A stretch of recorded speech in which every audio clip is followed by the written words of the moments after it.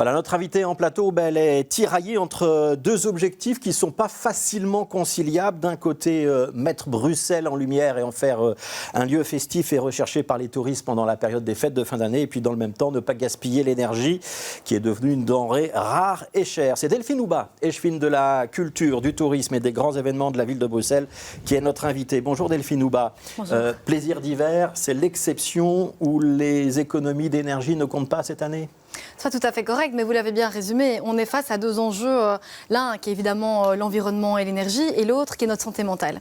On a toujours considéré que la culture et les grands événements étaient essentiels, tant pour la ville que pour notre santé mentale. Et donc ici, ce qu'on essaye de faire, c'est en même temps donner des perspectives au secteur, comme on a toujours voulu le faire, en organisant des événements, en organisant une patinoire pour permettre à toutes ces familles qui ne partiront pas en vacances de quand même avoir des moments de convivialité. Ouais, c'est une question de santé mentale, c'est une question de business aussi. Vous êtes l'échevine du tourisme. On sait que les plaisirs d'hiver, ça attire des touristes des quatre coins de Belgique, mais aussi de France, des Pays-Bas, d'Allemagne. Oui, c'est sûr que Plaisir d'hiver est un événement important en termes de retombées. Si je prends l'exemple de 2019, c'est 130 millions d'euros de retombées économiques au niveau de Bruxelles, parce que quand on vient à Plaisir d'hiver et qu'on vient de l'étranger, on va passer une nuit à l'hôtel, on va manger au restaurant, on va visiter un musée. Et donc, ce sont toutes des retombées qui sont évidemment importantes pour l'emploi local aussi, puisque c'est de l'emploi non délocalisable. Et donc, c'est un événement qui a d'importantes retombées sociales et économique. Ouais. Est-ce qu'on peut avoir une idée de la facture énergétique de Plaisir d'hiver ? Ou est-ce que ce chiffre il est top secret ?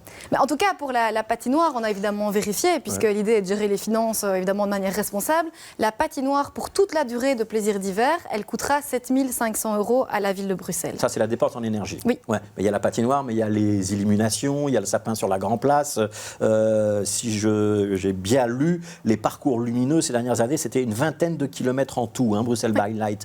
Tout ça, c'est maintenu ou pas ? Alors oui, on va ajuster par contre les horaires, par exemple, pour essayer de limiter la consommation. Je voudrais quand même rappeler qu'on n'a pas attendu cette crise énergétique pour se poser des questions et changer nos pratiques au niveau de nos événements, puisqu'on a déjà mis en place depuis des années les gobelets réutilisables.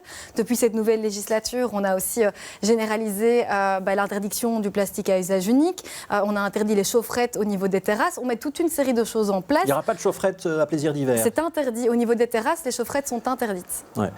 Mais donc, on n'a pas une idée globale de l'économie, de l'énergie qu'on consomme pendant, c'est quoi ? Ça va être un peu plus d'un mois. Ça commencera le 25 novembre, c'est jusqu'au 1er janvier. Oui, donc on est en train de finaliser évidemment tous ces calculs pour voir l'impact. Mais donc l'idée est d'organiser un événement le plus responsable possible, mais de l'organiser parce que, je répète, on a besoin de ça pour notre santé mentale. Ouais. Quand vous dites qu'on va améliorer les horaires, qu'on va jouer un petit peu sur les horaires, ça veut dire quoi ? Les éclairages commencent à quelle heure ? Ils se terminent à quelle heure ? Alors, ils commençaient plutôt dans l'après-midi et donc on a décidé avec le collège de commencer vers 17h et de terminer vers 1h du matin. Donc, on est en train d'ajuster tous les éclairages et toutes ces questions-là. Donc, notamment les éclairages sur la Grand Place, parce que si mes souvenirs sont bons, c'est toutes les demi-heures ou peut-être même tous les quarts d'heure sur la Grand Place. Avant 17h, ça ne sert plus à rien d'y aller. De toute façon, le son et lumière, il est maintenu parce que ça fait partie de la programmation et ça, c'est fondamental.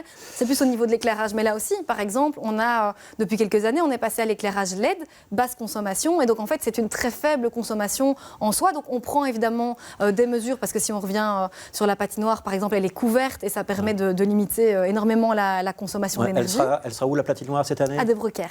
Sur la place de Broeckere. Donc, le fait d'être couvert, pour certains patineurs, ça gâche pas un peu le plaisir, parce qu'une des grandes joies de Plaisir d'hiver, c'est de patiner dans le décor de Bruxelles. On le verra encore ou pas ? Oui, mais elle est couverte depuis plusieurs années, parce que comme je vous le dis, on n'a pas attendu cette crise pour prendre des mesures. Donc, il y a une deuxième patinoire au bois de la Cambre, elle est maintenue aussi ? Oui, à ce stade. Est-ce que vous êtes quand même posé la question sur ces patinoires ? Parce que Verviers, La Louvière, Tournai en Wallonie, mais aussi Uccle et Anderlecht en région bruxelloise ont renoncé à leur patinoire. Est-ce qu'il y a eu un débat, ou est-ce que dès le début, vous vous êtes dit non, Plaisir d'hiver, c'est forcément avec une patinoire ? Il y a eu un débat, parce qu'aujourd'hui, il faut qu'on se pose la question, évidemment, parce que le développement durable dans ces trois piliers, social, environnemental et économique, c'est fondamental pour moi et ça fait partie de mes priorités. Mais ici, on a mis en balance l'aspect environnemental et écologique et l'aspect social de bien-être et de moments de détente. Et donc, on a décidé au niveau du collège de maintenir la patinoire et les animations de Plaisir d'hiver de manière générale pour ces raisons-là. Voilà. Si on veut parler encore un instant de Plaisir d'hiver, invité d'honneur, nouveauté cette année, qu'est-ce qui va changer par rapport aux années précédentes ? Alors, il va y avoir de nouvelles implantations, de nouveaux lieux qu'on va exploiter dans le centre-ville. On est en train de finaliser la programmation avec les équipes, c'est encore dans un bon mois, donc on vous reviendra à ce sujet. Mais donc, il y aura des nouveautés ? Il y aura des nouveautés, bien sûr. Vous ne voulez pas encore nous le dire ? Voilà. Qui est l'invité d'honneur ? Vous verrez. On ne sait pas encore. Si, on a des discussions évidemment, mais c'est dans un bon mois. Et donc aujourd'hui, on prend beaucoup de temps pour mesurer les choses justement sur le plan énergétique. Et donc on prend le temps qu'il faut pour faire les choses bien. Il y aura une référence à l'Ukraine ? Alors on y réfléchit, mais de nouveau, j'attends que toutes les choses soient finalisées. Parce que je n'aime pas faire des annonces qui ne sont peut-être pas suivies. Vous essayez de nous faire réinviter dans plus d'actu. Delphine Houba, c'est pas bien.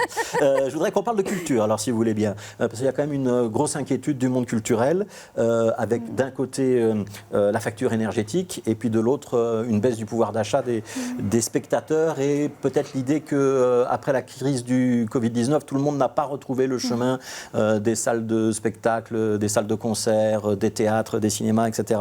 Vous ressentez une difficulté ou pas ? Alors, il y a une différence en fonction des lieux, mais grosso modo, le public est là, mais c'est sûr qu'il y a une partie des publics qu'on doit aller rechercher, qu'on doit aller retrouver, parce que 2 ans de Covid, ça a fait du mal, évidemment, les gens sont restés chez eux. Comme vous l'avez rappelé, il y a une crise pour le moment qui fait que les gens se demandent comment est-ce qu'ils vont faire pour leurs factures, etc.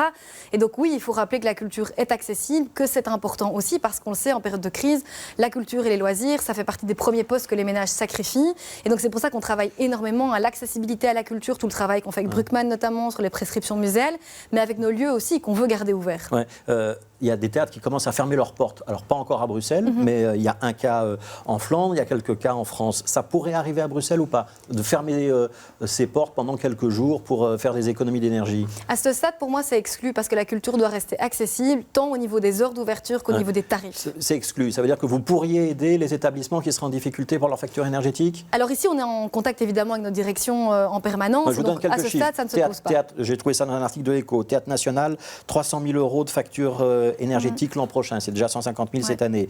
Ancienne Belgique, multiplication par 5 du budget énergétique. Est-ce que c'est des lieux que vous pourriez aider ? Théâtre National, ça dépend de la Fédération Wallonie-Bruxelles, théoriquement. En tout cas, les lieux dont je suis directement responsable en tant qu'échevine, nos musées, nos théâtres, nos centres culturels, à ce stade, vraiment, la priorité, c'est que ces lieux restent ouverts. Donc comme les lieux qui dépendent de la ville de Bruxelles, ils resteront ouverts. Les prix n'augmenteront pas ? Ça, pour moi, c'est clairement important que le prix reste le même et qu'on n'augmente pas et qu'on ne répercute pas de surcoût sur le prix parce que, comme on le disait, 2 ans et demi de Covid, plus cette crise aujourd'hui, je pense que c'est fondamental que les lieux restent accessibles. Si on raisonne un peu plus à long terme, Delphine Houba, est-ce qu'il faut envisager d'aider les lieux culturels à changer leur installation ? Passer au LED, par exemple, parce que ça consomme moins ? Oui, bien sûr. Alors ça, c'est des investissements qu'on fait depuis des années. Vous avez un budget pour ça ? Alors, chaque année, on négocie. Et donc, par exemple, un exemple récent, le dernier conseil communal a validé un gros dossier de rénovation au théâtre de Poche. Donc, une grosse enveloppe qui permettra de rénover les façades et la toiture et de poser des panneaux photovoltaïques. Puisque, voilà, aujourd'hui, évidemment, la question énergétique, on la prend très au sérieux. Et on a vraiment envie de prendre des mesures structurelles pour que nos lieux soient mieux isolés et diminuer, évidemment, leurs factures. Voilà, mais donc, d'une manière générale, il y a une attention sur la culture, il n'y a pas encore d'inquiétude. J'ai bien résumé. Mais je comprends que les lieux soient inquiets, mais nous, on sera là pour faire en sorte qu'ils restent ouverts. Un mot sur les prescriptions muséales, puisque vous avez fait référence à ce dossier. C'est quelque chose que vous avez lancé il y a quelques semaines. C'est le fait d'avoir une prescription médicale qui vous emmène vers le musée, notamment dans le cadre de la santé mentale. Ça marche ? Il y a déjà un premier retour d'expérience ? Oui, écoutez, j'étais à Bruckmann pas plus tard qu'hier et les retours avec les psychiatres sont excellents. Les médecins sont pleins d'enthousiasme et je les remercie pour ça. Les patientes et les patients viennent dans nos musées, donc on a déjà... On rappelle le principe, c'est la ville qui paye la visite. Voilà, oui, tout à fait. Donc l'idée, c'est que dans le cadre d'une consultation en psychiatrie à Bruckmann, si le médecin juge que c'est un outil complémentaire au processus thérapeutique, eh bien, il peut vous prescrire une visite au musée. La visite est gratuite. Vous pouvez y aller de manière accompagnée, puisque la culture, c'est ça aussi, c'est créer du lien. Et bon, pour les moments, les retours sont très positifs. Alors, il nous reste 1 minute. Je voudrais qu'on sorte de la culture un instant. Je vous pose une question qui n'est pas en rapport avec votre compétence, mais c'est l'apparition dans la ville de Bruxelles d'un certain nombre de messages de femmes iraniennes. Pourquoi est-ce que c'était important ? Alors pour nous, c'est important parce que Bruxelles est une ville internationale, on est la capitale de l'Europe et aujourd'hui, on a un peuple qui lutte pour ses droits et je pense que c'est important qu'on souligne notre solidarité comme on le fait avec l'Ukraine, par exemple. Et donc, ces messages-là, vous les avez vus ? Oui, bien sûr. On les voit bien ? Bien sûr, oui. Merci Delphine Houba.